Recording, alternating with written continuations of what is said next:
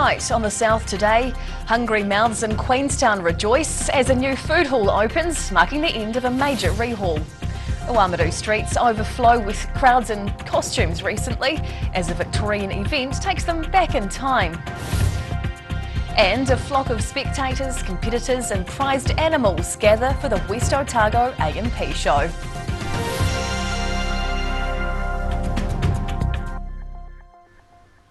Kia ora, good evening, I'm Hannah Wilkins.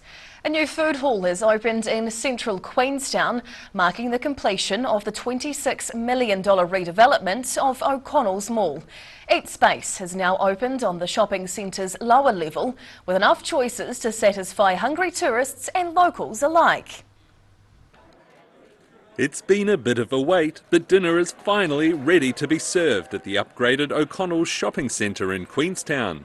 DFS Group took over the bulk of the building in the CBD with their recently opened Galleria retail outlet.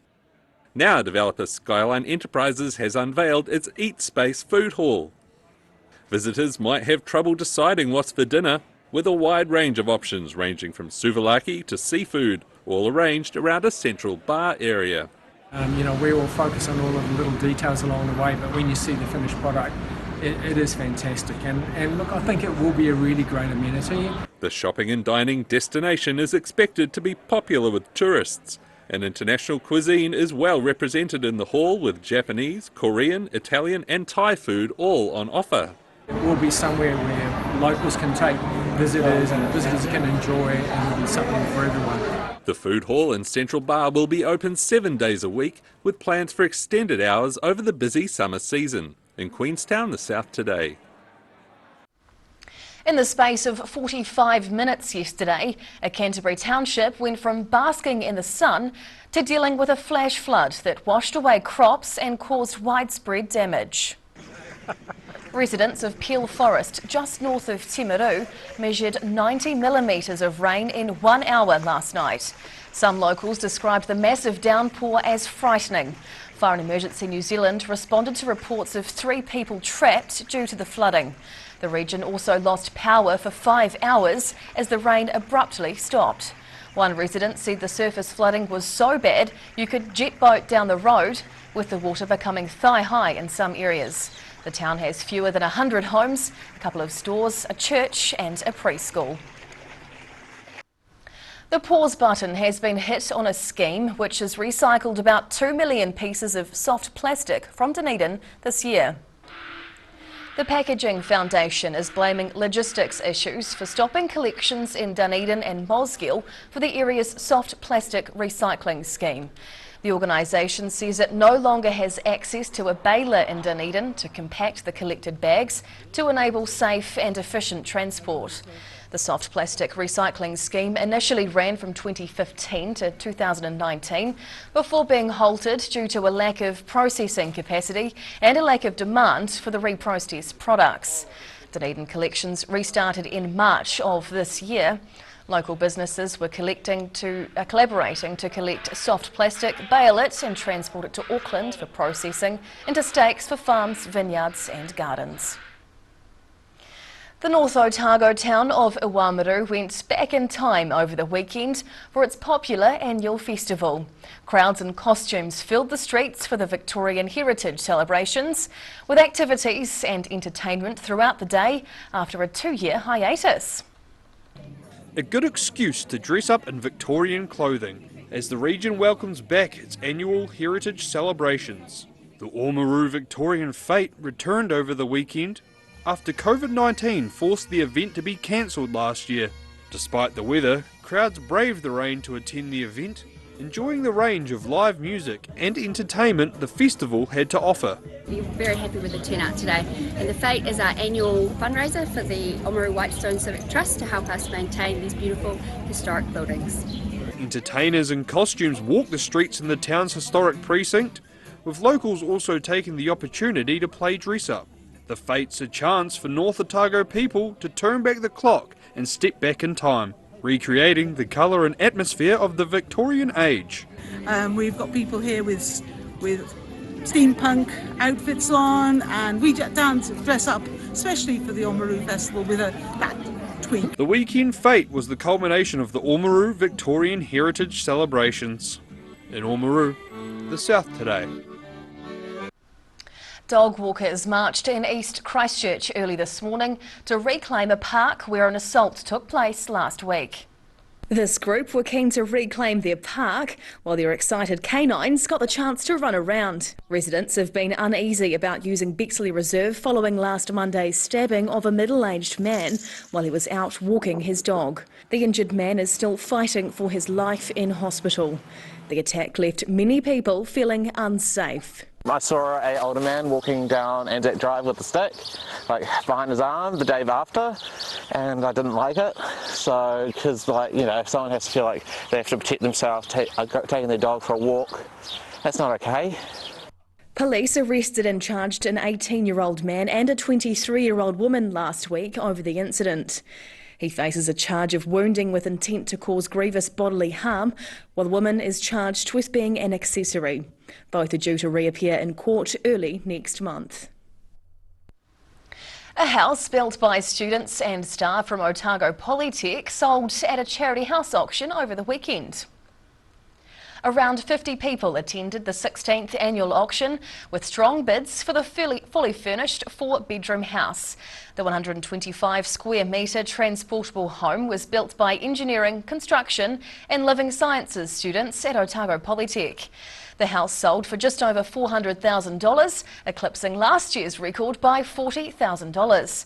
Proceeds of $110,000 were donated to the Catalytic Foundation, who'll distribute the funds across a number of community-based local charities.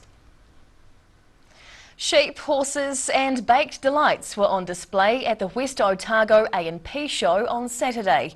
Spectators, competitors and their prized animals all flocked to the Tapanui Racing Club to celebrate the agricultural showcase. Well-groomed horses strutting their stuff, as owners hope they've got an award-winning animal. The West Otago A&P show was held in Tapanui on Saturday, giving Southlanders a chance to celebrate their rural heritage. Farmers showed off their prized cattle, while bakers flaunted their culinary skills. The show offering plenty of variety with an eclectic mix of events. One happy 16-year-old owner took home 2 awards, her donkey Lazarus and goat Tilly both receiving ribbons. So he's still very young and cheeky and he is best friends with my goat Tilly and they spend a lot of their time doing things together. Shearers also took to the stage for a demonstration, quickly filling the pens with freshly shorn sheep. Organisers pleased to see the Tapanui Racing Club filled with a good-natured crowd. And it's great to be back after a year off with all the COVID issues we've had, and seem to be having a great response by everybody, just with things getting back to normal. It's great. While some visitors came to test out farming machinery, others were keen to try swinging an axe in a day filled with action. And by the end of the day, many people were ready for a well-earned rest. In Southland, the South Today. FA Yakane still to come on the South Today. Blisters and medals aplenty after an iconic Queenstown event finally gets the all clear to go ahead. And a battle down to the wire. But who won the national snooker champs in Gore? Find out after the break.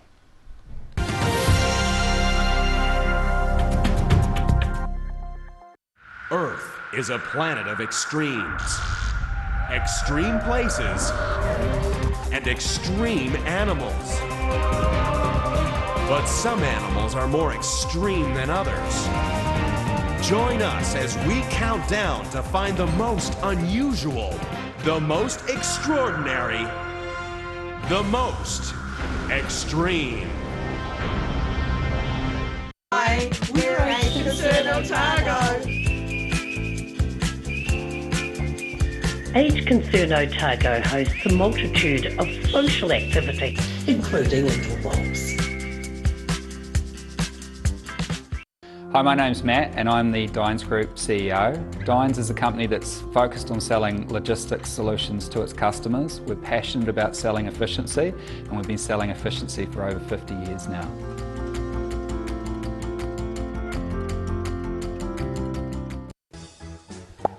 Hi, Lindsay here from Alex Campbell Menswear. We've opened another pop-up store in Otago. It's for a limited time. We're in D Street, 201, right beside the Lone Star. Come and check us out. We've got some fantastic deals for you. We've got moleskins, we've got every sort of shirt, warm ones, work ones, business, merino knitwear, jeans, trousers, you name it, the list goes on. It's such a big deal. Come and see us. Alex Campbell Menswear, it fits. Alex Campbell Menswear, pop-up store, D Street, Invercargill.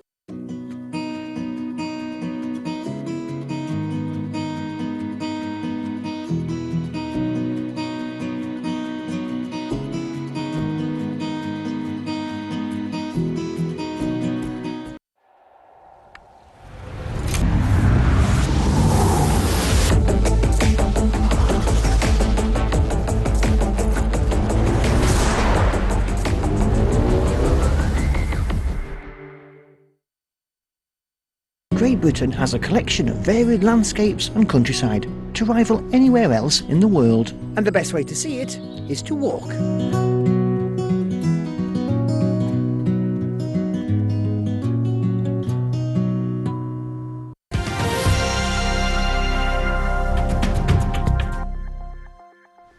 Thousands of runners and walkers hit Queenstown streets at the weekend, testing the limits of their minds and bodies.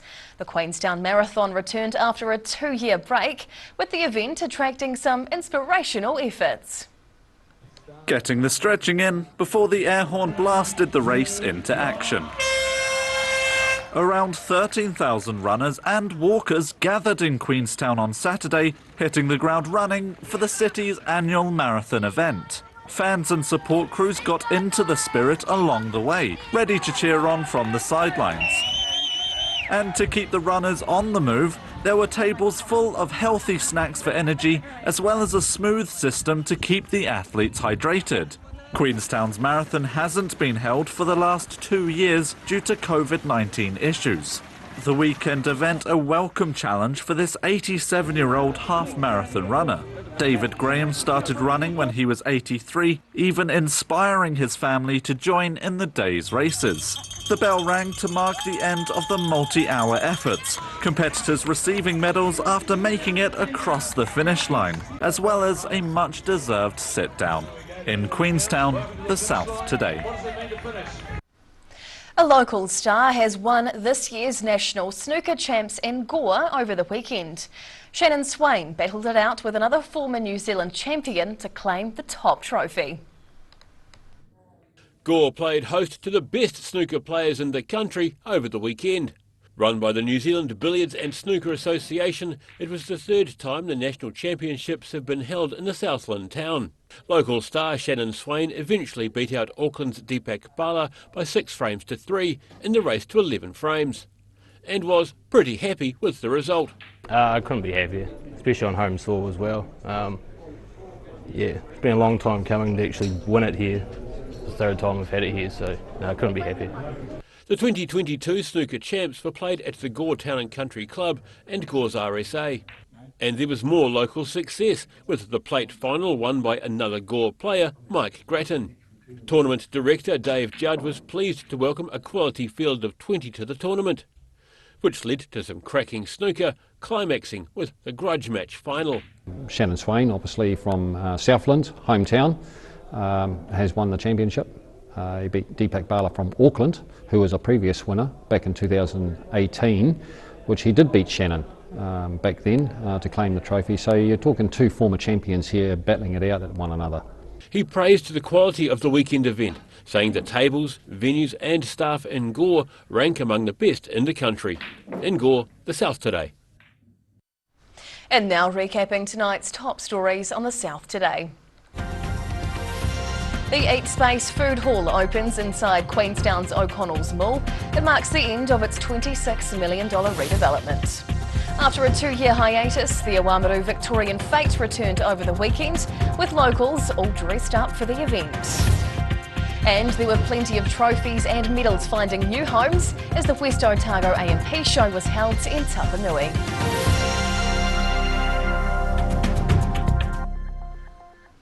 And now a look at what's happening in tomorrow's ODT, and we welcome the editor, Barry Stewart. Hello, Barry. Hello, Hannah. What can we expect in the paper tomorrow? Well, the Kiwi golfers have been on the world spotlight for some time. And Ryan Fox and Steve Alker have been topping their tournaments. Well, New Zealand golfer Lydia Ko has claimed the big prize. She's won a LPGA Tour Championship in Florida, and she claimed $3.25 million for doing so. So that pot is the largest in women's golf, so pretty good. She's also been named Player of the Year on that circuit, so pretty amazing achievement. So she's performed really well, clearly, throughout the year.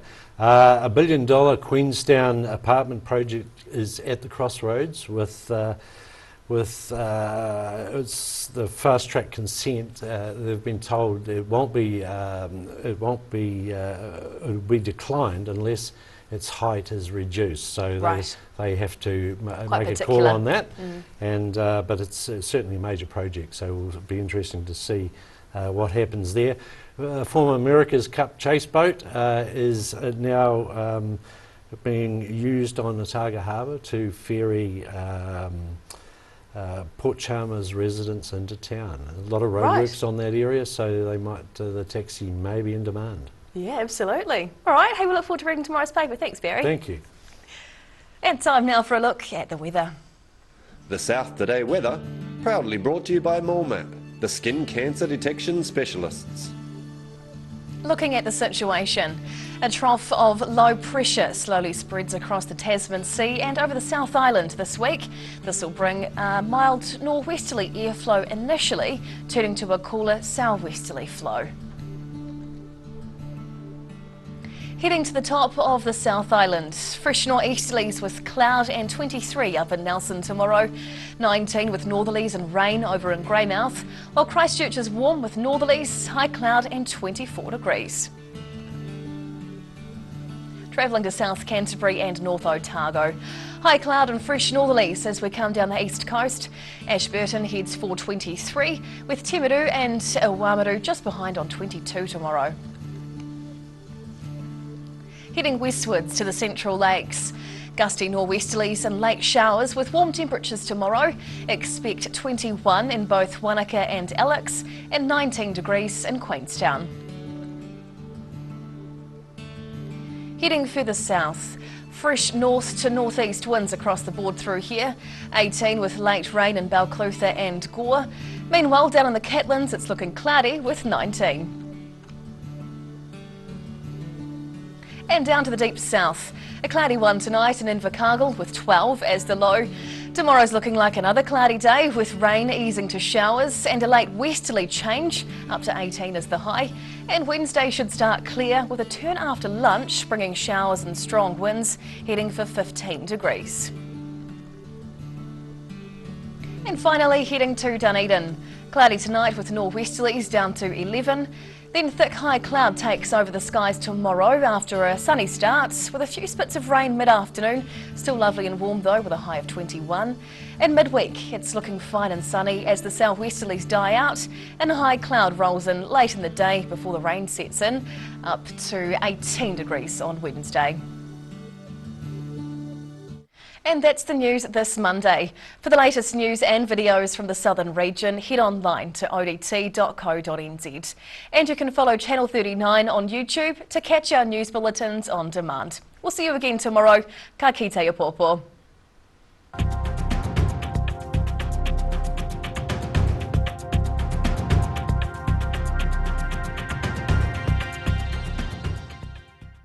Public interest journalism funded through New Zealand On Air.